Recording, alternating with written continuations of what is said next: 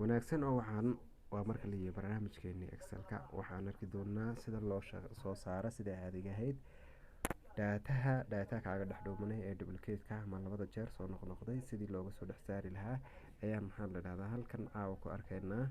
markaas la socod wanaagsan dhammaantiin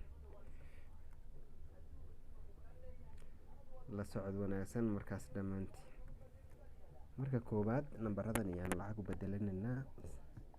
si aan lacag ugu bedelano inaga nambar caadi maadaama yahay sidaas aan dooranaa dhammaantood right click ayaan dooranaa kadib format halkaas click leenahay kadib currency-gaas click leenahay.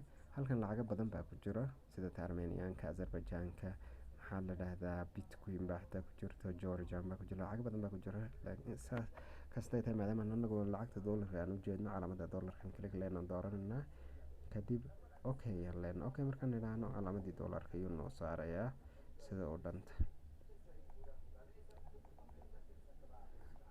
calaamadii dollarka ayuu noo saarayaa.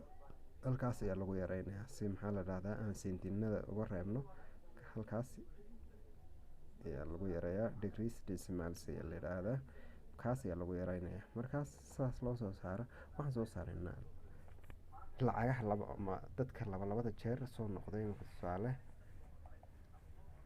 dadka labada jeer soo noqdo kale ayaan soo saaraynaa.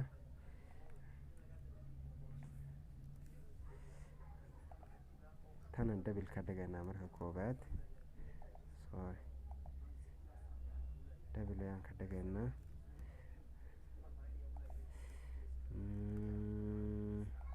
double ayaan ka dhigaynaa. halkan aan keenaynaa la dhahdaa halkan may keenaynaa. markaas sideen u soo saari lahayn waxaan sameynaynaa marka koowaad datahan duplicate-ka inaan ka saari doonaa click leenahay saas usoo wada jeedinaa kadib conditional formatting-kaas ayaan tegaynaa kadib kaa koowaad ee leh highlight cell rules-kaas ayaan click leenahay hoos ayaan usoo degaynaa duplicate values-kaas aan click leenahay. duplicate value markaan idhaahno halka aan joogno halkaas yar baan galaynaa unique baan leenahay kuwa gaarka ah ee unique ay ka duwan kuwa kale iyo soo saar ayaan leenahay kadib inta kale dataha green khafiif ay iga dhigayaan leenahay okay ayaan leenahay.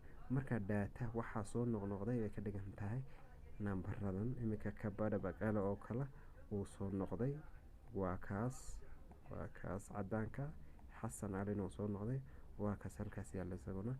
kadib markaan kaa soo saaro lacagtan lafteeda inay lacagtu sax tahay iyaduna soo laba noqotay si aan u jeeg garayno iyo saasoo wada dooranaa conditional formatting-kan tegaynaa highlight-kan tegaynaa duplicate-kan leenahay isla halkan aan ku noqonaynaa unique ayaan ka dooranaa light green inooga dhig baan leenahay wixii soo noqday okay ayaan leenahay.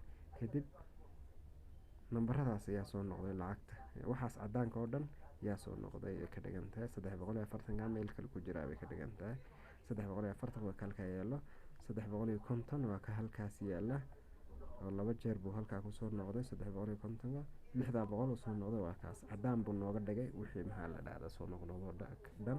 saas ayaa lagu soo saari karaa data ka duplicate gareewe ee ka dhuumanayo si sahlan ayaad markaa uga remove garaynaysaa meesha. hadduu meel ku habboon yaalana saasaad kusii wadaysaa. aad iyo aad baad mahadsantihiin falow soo dhaha habeen wanaagsan ayaan idin rajaynayaa.